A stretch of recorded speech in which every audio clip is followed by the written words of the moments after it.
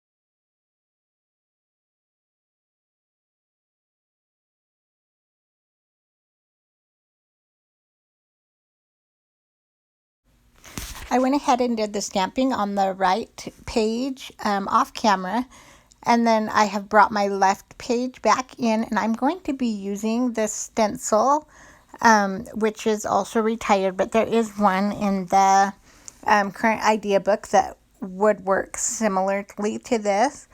But I'm using this, and I'm going to use it for sun rays. So I'm using my peach and my lemonade ink, and you'll see that I just have a round sponge that I've cut into segments, smaller segments that I'm using to just sponge that ink into the lines of my stencil.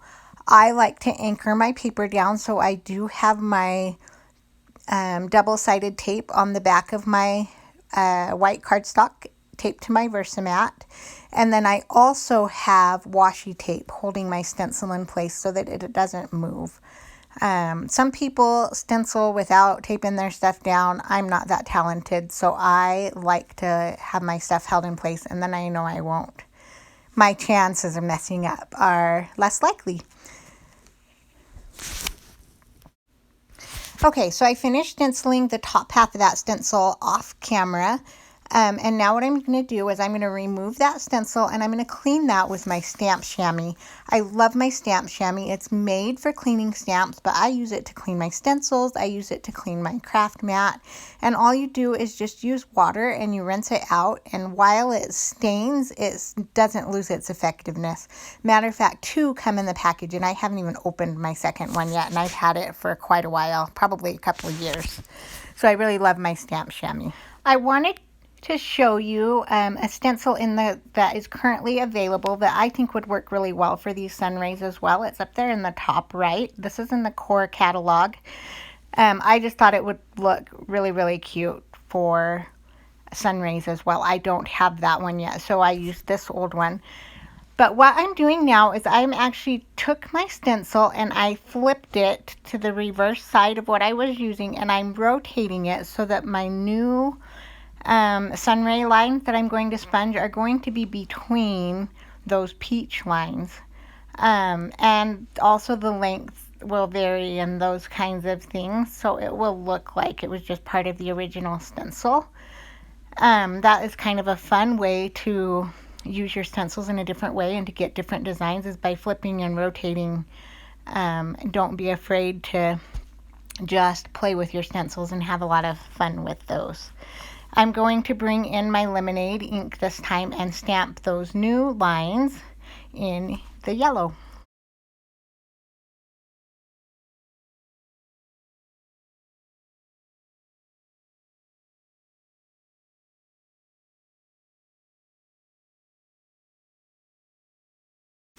I finished that up off camera just to speed the video up a little bit and cleaned my stencil, and now I'm bringing in my photos that I have mounted on the light side of the candy apple cardstock.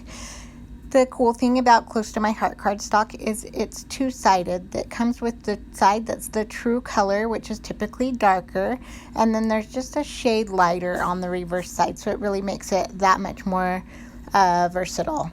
So I brought in that on the light side, and I'm just placing those where I want them on my layout.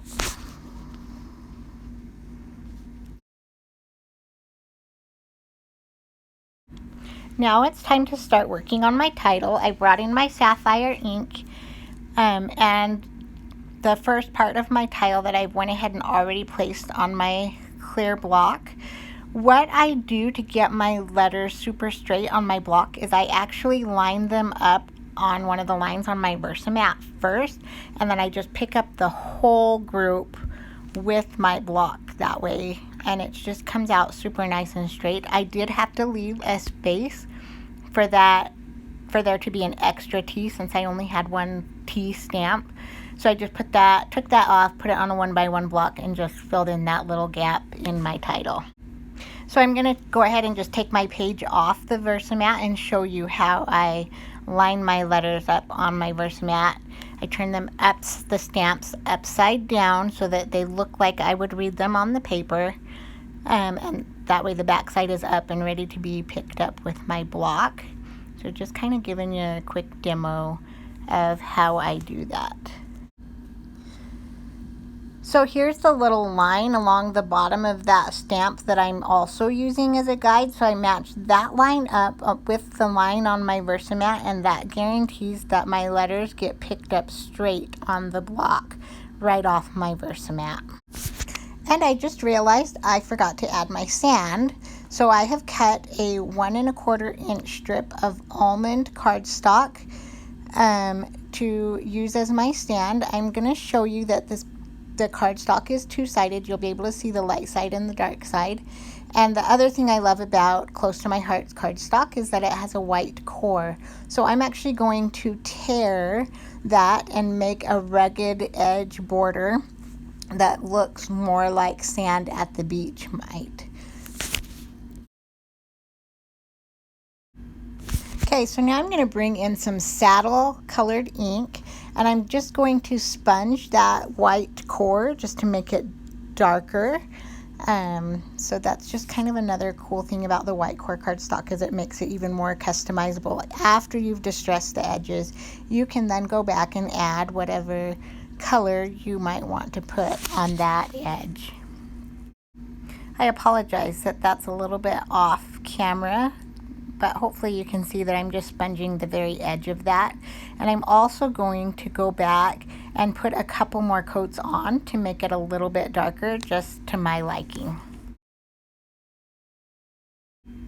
Doesn't that addition of the saddle just give that much more dimension to the sand? I really loved that look, rather than just leaving that particular distressed piece white. I really liked the color that darker brown ink added and the dimension that it added.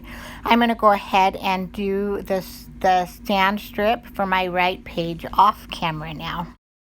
Okay, I have some things I've cut out on the Cricut, and the first thing I've cut out is the rest of my title, and I've used the Close to My Heart You Are Here cartridge. I can't remember. I think that's available in Cricut Access if you're a Cricut Access subscriber. If you're not, I'll go ahead and put my Cricut affiliate link down below, and that will take you to all the Close to My Heart cartridges that are available for purchase. What I'm doing now is I'm showing you a trick. So I use my little Xyron X adhesive applicator for my small little titles like this, but one of the things I've noticed that I don't particularly love that happens when I use this is sometimes the adhesive doesn't get real close to the edges after you rub it. So I've learned a trick with my embossing stylus that if I just take it and I go around each of the little letters really close, it helps just kind of separate that adhesive better, so that when I pull it off, I don't have any excess adhesive along the sides of my letters. I hope that makes sense, and I'm guessing if you have one of those Xyron X dispensers, you might know what I'm talking about when you're doing intricate things.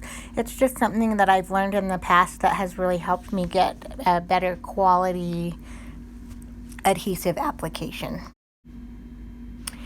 So I should mention that the yellow part of my title there is the actual Close to My Heart You Are Here font. And then the lagoon colored blue around that, I used the offset feature in Design Space to add that shadow behind my letters. I really like to use that because it helps me get my letters lined up straight. That's pretty foolproof. And I also like the extra dimension that it adds and the extra color you can add by using that offset tool. It's one of my favorite new features that's so easy to use on Cricut Design Space. I wanted to show you another technique that I used on this page. I used the Distress Oxide Ink, and the color leaves me at the moment that I use, but I'll think of it and I'll let you know.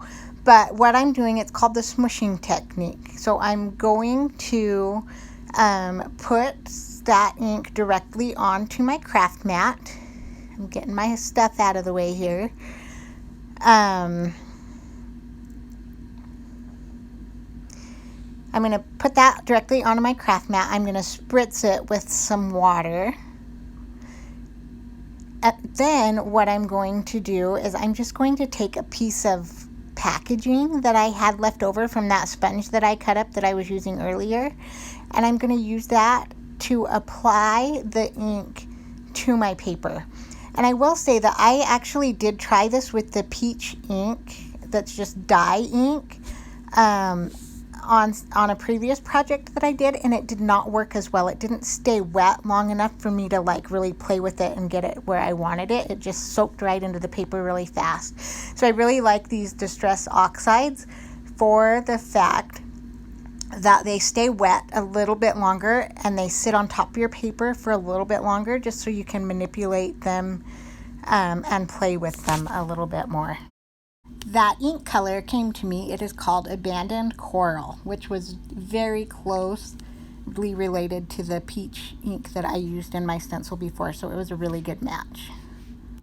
So I brought in my right hand page, and I'm going to kind of just lay my photos out here so I can figure out where I want to do that smooshing technique on this page before I clean it all up and have to get it back out again. It just made sense to me to do it all at the same time. So that's what I did. So I just kind of added some and put my photo back in there and played with it a little bit more and got it where I wanted to go. Okay, now I'm going to bring in some embellishments, and all of these little anchors in the sailboat I just used from Cricut. They were free images. I don't have a Cricut Access subscription, so I just searched for free under sailboat and anchor because I didn't think that I had any on cartridges that I owned, and these came up. So you should be able to just search for those things and hopefully they'll come up for you too.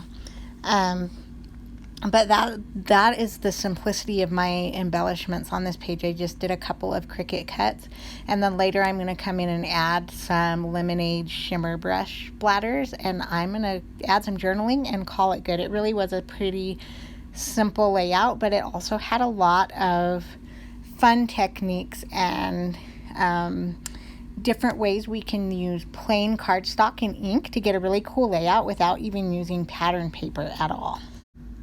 For my journaling, I brought in this very old product that I've had since I was a very beginner scrapbook. These were called journaling genies. I'm not sure if they're available anymore even. I'm going to search the web and see, because if I can find a link for them, I'll link them down below. But they are just fabulous little tools for adding journaling lines. I have some that are like spiral shaped and they're shaped like hearts. And anyways, I had kind of forgotten about them, and I got them out for one of my daughters to borrow, and I'm like, I'm totally going to use that. I totally forgot about these. So anyways, I just really thought that they were fun, and I wanted to, and easy to use, a quick way to get nice straight journaling lines in a white space if you want to do it that way. Alright, so I am going to now put my little sailboat on that I cut out of my Cricut with my Cricut, and I took the negative space and put that on my layout so I could get each piece to lay in there exactly how I wanted it to without looking wonky. So I just put my glue inside of that like a stencil, and then I'm just going to place each individual piece inside that and then pull that negative piece off and have a perfectly proportioned and spaced sailboat without having to do any eyeballing at all.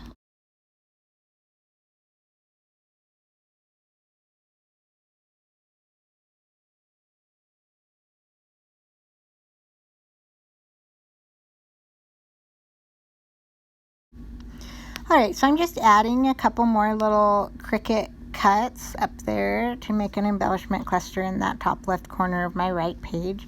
The little lagoon colored tab that you see at the top is a thin cut that I had. It is close to my heart and it is retired, but those are also, if you search for tab in Cricut Design Space, I'm sure you'd find something, or you can use something from your stash. That's just what I used to put the date on my page.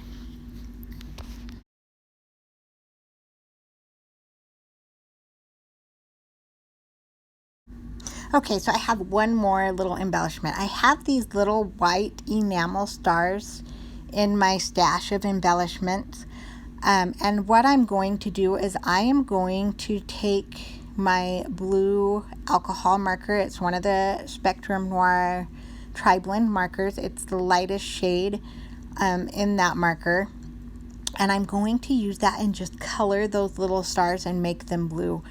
When I buy embellishments, I typically almost always buy white or wood or cream or something like that that can be customized, because it's super cool that you can color them with alcohol markers and you can make them any color you want at that point, and then you don't end up with all these weird colored embellishments or extras that you don't know what you're going to do with. They're just super customizable that way.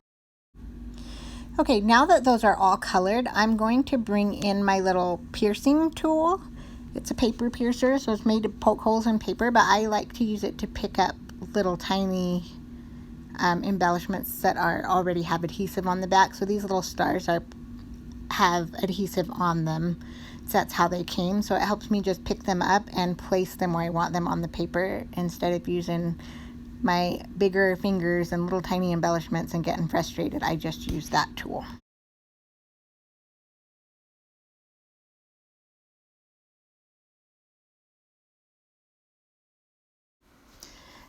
I'm finishing this layout by just adding some lemonade shimmer brush splatters. So I've squeezed a little bit of that.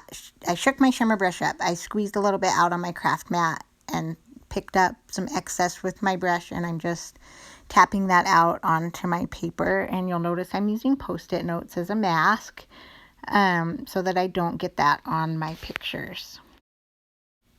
All right, all that's left to do is to journal this layout. So I am using the new journaling pins that are in the Close to My Heart catalog by Le Pen, and this one is the teal one. I'm going to pull out the catalog and show you. They come in several colors, and I actually have those colors coming. So I ordered all the colors, and then because after I tried them out on this layout, I absolutely loved them. I loved how they wrote. I loved the color. So there they are all along the bottom there. All right, it's all done. So I'm actually going to give you some close-ups so you can see some of those details of the sponging through the stencil. You can see the smooshing up closer, the title up closer, those little blue stars that I colored up closer. So really it was a simple layout that used lots of different little techniques that honestly didn't take that much time, but they really added a lot. I really hope that you learned some new tips, some new techniques that you can use on your own scrapbook pages. That is my number one goal, is to teach and inspire and help you learn. So if there is something that you would love to learn how to do, if you'll leave it in the comments, I will see if I can maybe make a future video addressing that. Please consider liking the video that I just shared with you. And also, I would love it if you would be willing to subscribe to my channel. That will help me reach more crafty people and be able to hopefully inspire and teach even more.